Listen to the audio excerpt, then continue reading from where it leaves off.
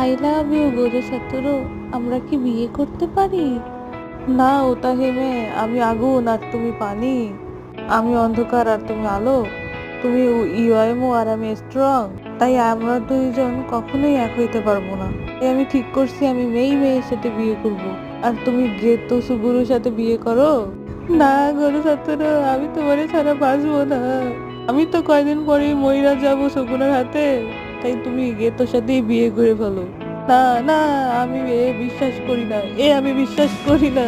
চিন্তা করো না, আমার বিশ্বাস আমি আবার ফিরে আসবো।